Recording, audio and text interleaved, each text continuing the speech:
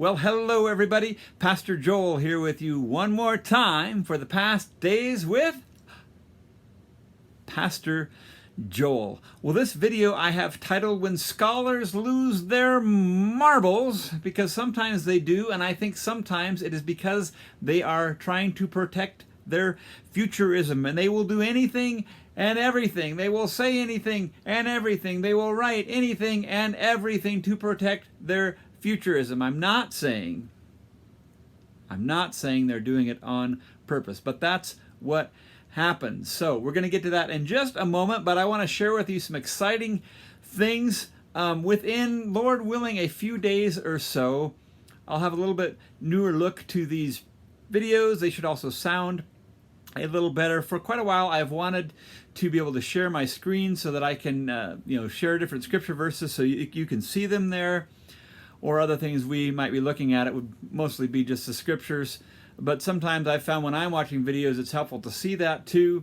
And I'm not the most techie guy in the world, so I've kind of watched some different people and what they do, and I've been looking into different streaming platforms that are easy to use, because it's got to be easy to use for me to use it, because I don't want to spend all my time on a technological learning curve. I want to spend my time on the actual videos and the content. So hopefully you'll see that in not too long. I know it's been a minute since I've made a video, and I haven't been really regular with my content, but I think that should improve as I start working with some of this new stuff. I'm also planning to do some interviews and just do some really great stuff, I think, with new content coming up. So be looking for that.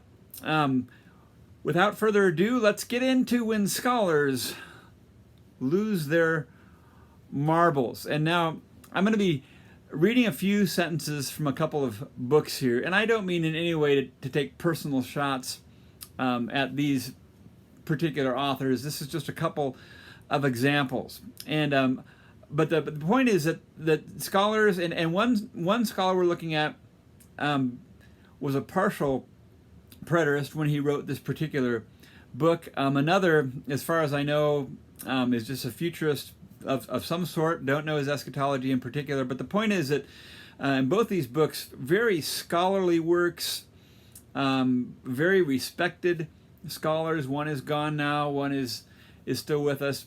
But when they start talking about certain aspects of prophecy or the end times, all of a sudden it sounds like they've lost their marbles, and you're like, wait, just a minute.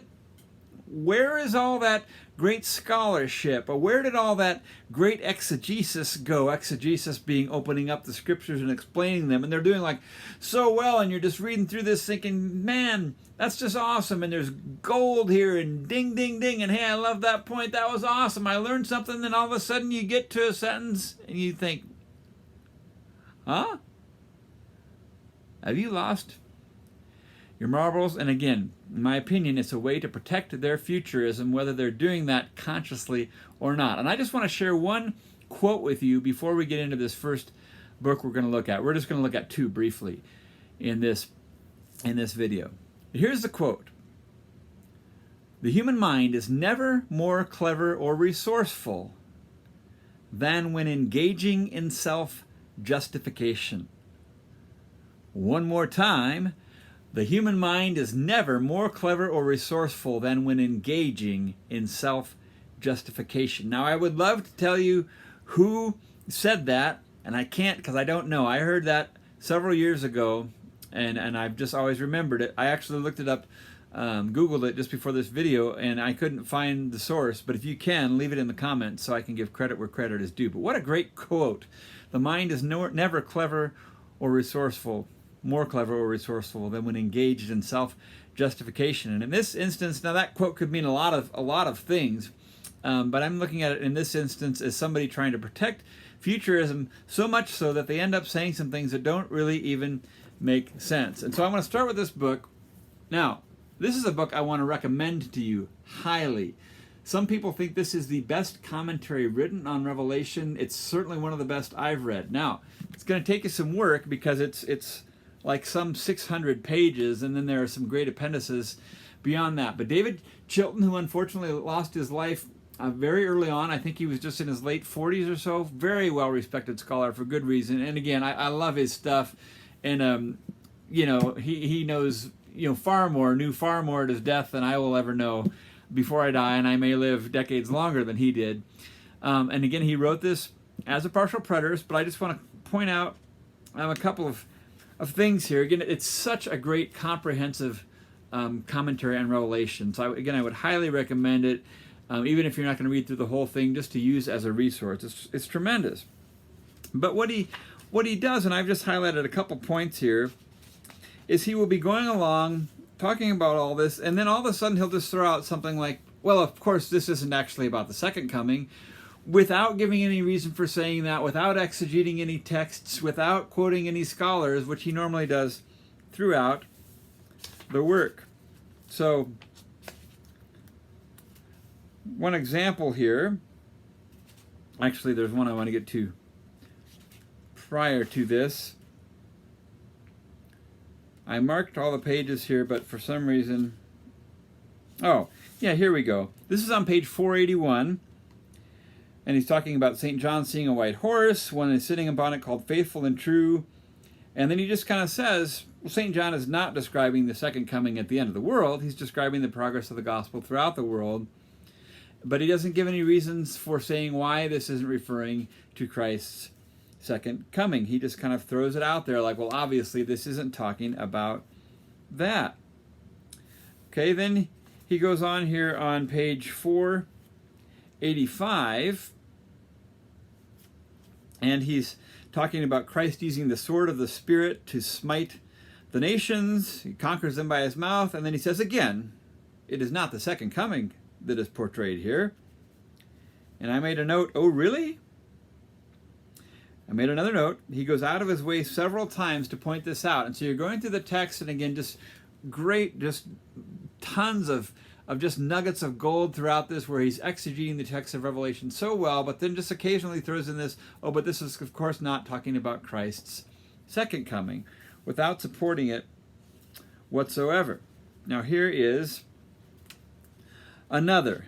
He's quoting from somebody here, and then he says afterwards, but of course, St. John in Revelation 20 does not even describe the bodily resurrection that was just expressed as the second resurrection. So he makes an assumption there that the second resurrection is the bodily resurrection. Since that hasn't happened, that's not what Revelation is talking about. Very interesting, by the way. Did you know that the term bodily resurrection is not found anywhere throughout the scriptures? It just isn't. He goes on here. This is page 525. St. John's image for the gathered people of God combines Moses' camp of the saints, David and Solomon's beloved city, he goes on.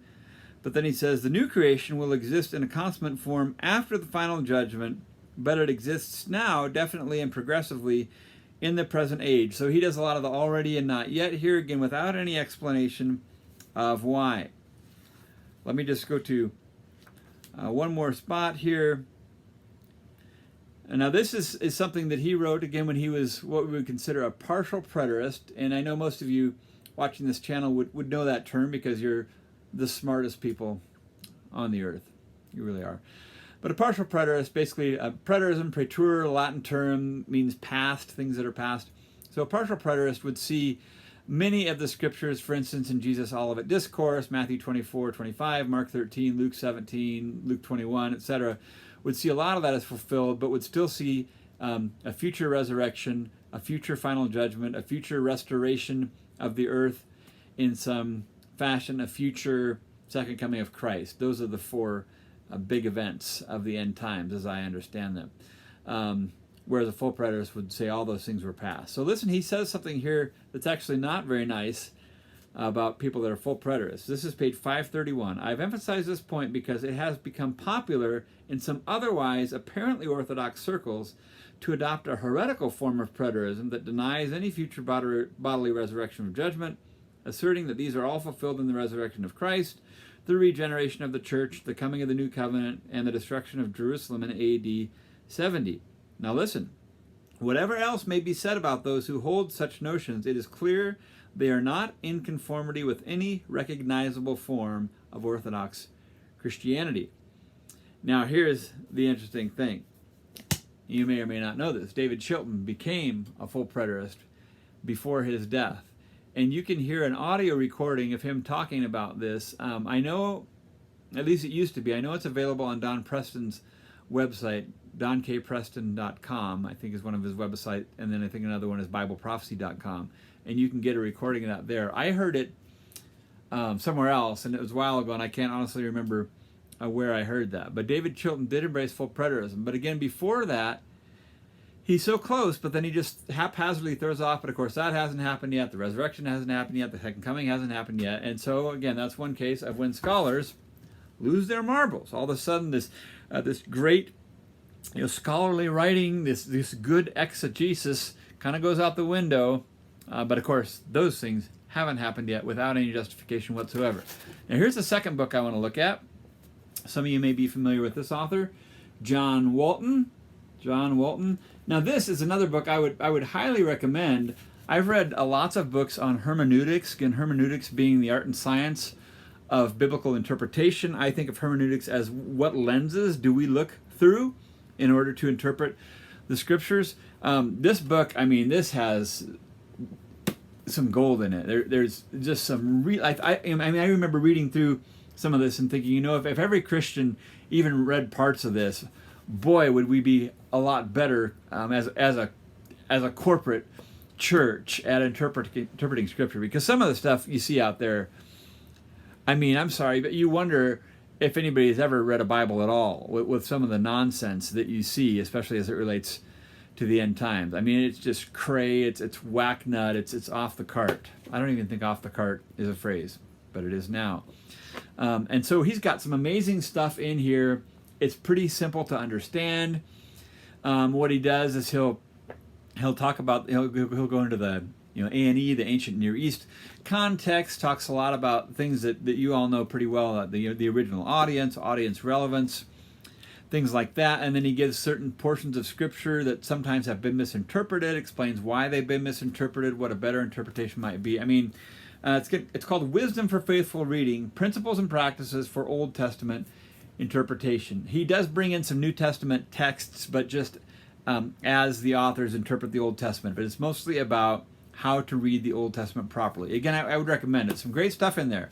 Until scholars lose their marbles. And so he has a section on prophecy, because he basically goes through like the Old Testament genres, starting, of course, with not genres, but the sections, rather. So it starts with the Pentateuch, goes into what's called the writings, and then goes into the prophets.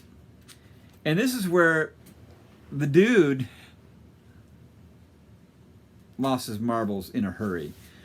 Now, one of the things he pointed out about prophecy, I agree with, and this is important. I'm putting it in my own words because I think this is a good way to remember it. Not all prophecy in the Bible is foretelling being about the future.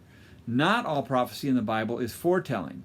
Much prophecy in the Bible is what might be called forthtelling, where it's not doing anything to predict the future or events that are going to happen at some point, but it's a lot of times the prophets saying to the nation of Israel, hey, shape up, you're messing it up. Yahweh, I told you over and over and over and over and over not to dabble with these other cultures' gods, not to intermarry, not to do all these things. Shape up, or you're in trouble. That is a lot of prophecy in the Bible. It's forthtelling. It's speaking boldly, thus saith the Lord to you right now, change your behavior. But there is also a lot of prophecy that is foretelling, that's talking about future events. And Walton almost just sort of skims over that, but then the stuff that he does say about it is, well, I'll let you hear it with your own ears. So this is on page 160. Page 160, he says, when God's plans and purposes were revealed, people came to understand more about who God is, and he worked among them. And that's some of what he's saying that, again, I would agree with, that we can definitely learn something about God by the kinds of things that are prophesied. No argument there. But then he goes on, these messages are more about the plans and purposes of God than about the future. God holds the future of his people and the world in his hands, and he directs the course of history. These are affirmed not so that God's people become privy to details of the future, but so that they understand the sort of God they serve and what he wants from them. Now, let me read that again. These prophecies are affirmed not so that God's people become privy to details of the future, but so that they understand the sort of God they serve and what he wants from them. And I'm reading that thinking, well, what if the thing I'm learning about the sort of God that I serve is that I can't trust him? Because apparently how the prophecies happen doesn't really matter. The point is that the prophecy was given, and so we learn something about God because these prophecies are given, but God is not necessarily interested in his people knowing any of the details of the prophecies that were given. Put that in your pipe and smoke it. All right, my comment here. Yes, there is prophecy that is more than foretelling, but there is lots of that too. And he, like one of the things he completely ignored here that's so central, you go back to Deuteronomy, especially chapters 28 through 32, where Moses is saying to the Israelites, hey, in the future, many generations from now, you will meet your final end. There will be this final generation, this wicked, wayward generation, and so on. And according to Walton, that doesn't so much matter, and they weren't supposed to understand any of that, but they were supposed to be thankful that they had been given a prophecy. I don't know if they would have been very thankful for that one either. But he in my mind, sort of conveniently skips some really major things in here, but it gets far worse than that. All right, let's go to, where's my next note here? Oh, even one of the chapters in this section is called Prophecy is Not Prediction. Unless it is. Okay, so let's go on here to page 172. The headline here, in apocalyptic literature, the visions are not the message, but the occasion for the message. Translation, wanna buy a used car? Wink, wink, wink.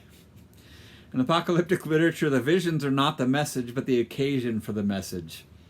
Boy, that's fuzzy, isn't it? Here's what he says, page 172. He's talking about Revelation here, and he says, instead of considering the vision itself to be the message, we need to understand that the vision merely serves as an occasion for the message. So it doesn't matter if the vision is about any particular message. The point of the message is the vision.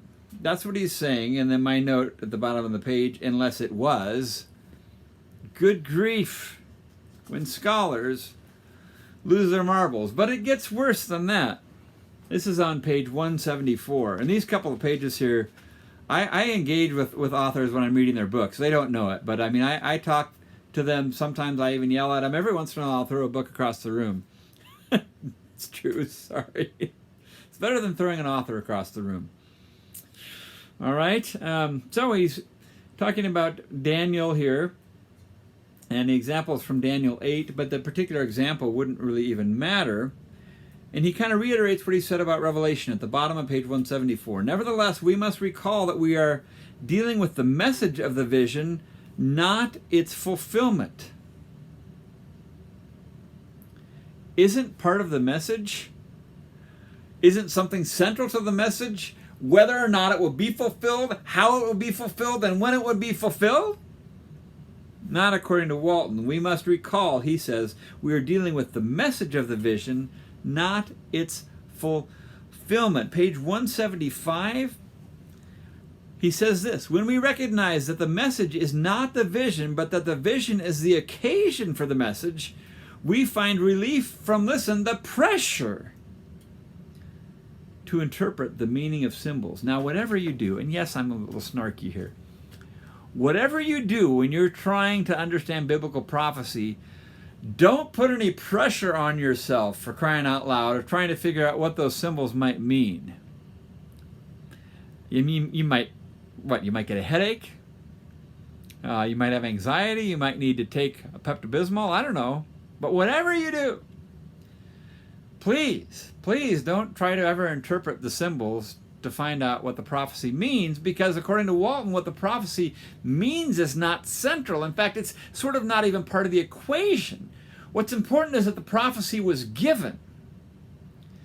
But there is no prophecy given that doesn't have content about what's supposed to happen, or when it's supposed to happen, or how it's supposed to happen. And he totally Well, he loses his marbles. Going on, the opacity or the obscurity of the symbols in the vision need not deter us from having confidence that we can understand the authoritative message of the text. But if there's a prophecy given that is foretelling something that doesn't happen, that means the text wasn't authoritative. You see. How can we say that a text is authoritative? How can we say a text is inspired if the things that are supposed to happen don't take place, or according to Walton, if it doesn't even matter if or when they do?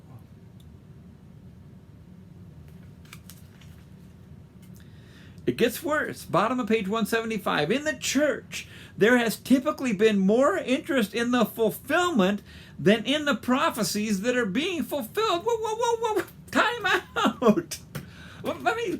Let's do that again. In the church, there has typically been more interest in fulfillment than in the prophecies that are being fulfilled. Now, if you're listening to that and scratching your head, I had to read that like 8 or 10 times before I finally understood it. And after I had read it about 10 times, I still didn't understand. In the church, there has typically been more interest in fulfillment than in the prophecies that are being fulfilled. Though understandable, and it isn't, it is unfortunate because it has resulted in the confusion that sees the fulfillment as the place where the authority of the text resides. That is where the authority of the text resides. Was it fulfilled or not? What was supposed to happen? When was it supposed to happen? Did it? And what was it? And if it wasn't, or if it didn't, did it? There's no authority to the text.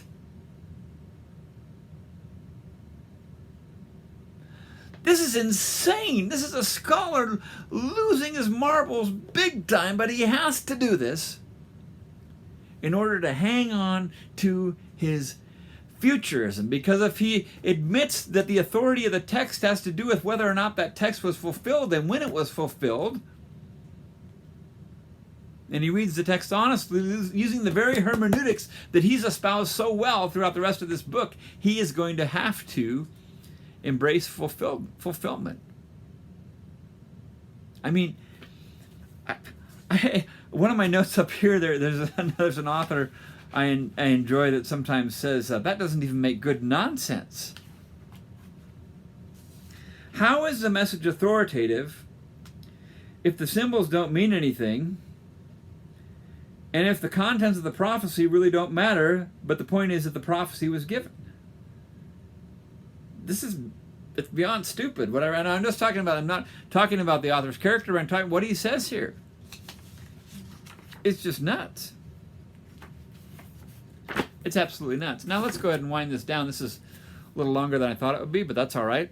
Doesn't bother me anyway. But I want to encourage you, those of you that may be studying this view of fulfilled eschatology. Sometimes I like to refer to it as the completed gospel, aka preterism. Preterism isn't a term that I love. I talk to a lot of people that have a very similar view, and like almost nobody likes that term. I would encourage you, as you're sharing this, when you're sharing this even, don't use that term up front, because one of the things that will happen is you say preterism and people are going to get online and search preterism, and they might find some good information, but they're going to find all kind of whack-nut stuff too, where some of these people that have embraced preterism have lost their minds, in my opinion. And so it's better to just talk about, just stick with the texts, fulfillment, talking about the kingdom. Daniel 2:44 talks about this kingdom coming that would be made without hands in the days of those kings. It talks about it being an everlasting kingdom, an eternal kingdom. I say to people, hey, as I read the scriptures, it seems like the kingdom we're in is like already the eternal kingdom. Stick with things like that. I think you might get a little bit further the moment you throw out the word preterism. People are going to look up stuff, and then they're going to be all these adjectives in hyperpreterism. Again, to me, a hyperpreterist is somebody that drank one too many Red Bulls, but nevertheless, I would avoid that term, at least when you're explaining it up front, unless you're talking to, maybe some people that already, if you're trying to save time and just have an economical conversation, and people that are already more familiar with what the terms mean, then you could probably do it. But at any rate, I just wanted to share that because I'm sure you've encountered this too, and I do over and over and over. Now, these are scholars. I've certainly engaged with a lot of people that are not scholars. I do not consider myself a scholar, by the way. I consider myself a student of Scripture. But some of these guys, again, who sound so intelligent, they cite their work so well, they're giving quotes that help assert what they're saying. They exegete the scriptures really well in other cases, but as soon as they get to anything to do with the end times, they lose their stinking minds. Scholars, when scholars lose their marbles. So I hope this was helpful to you. And let me just reiterate, I highly recommend both of those books. But just read them with an awareness that, okay, when they suddenly talk about things of prophecy of the end times, does that line up? Does that make sense? And you'll find they're remarkably inconsistent. They have to be to hang on to their futurism. So again, be looking for not only some new content in the next few days and weeks, but also a new look. Sorry, I can't do anything about what I look like, but the videos should look a little better, sound a little better. I'll be able to share my screen with you. I'm also planning on, I don't edit videos anyway, and these are going to be probably going to do some live stream stuff. And what's great about what I'm going to be doing is it's going to be live streaming not only to YouTube, but to Facebook. I might even do it to LinkedIn, Rumble, and just try to just blast a lot of content out there all at once. It'll allow you to also tune in live if you'd like to do that, make some comments so that we can engage a little bit. So I'm super excited about it, but it's just going to take a while before we get there. But until then, Pastor Joel saying bye for now.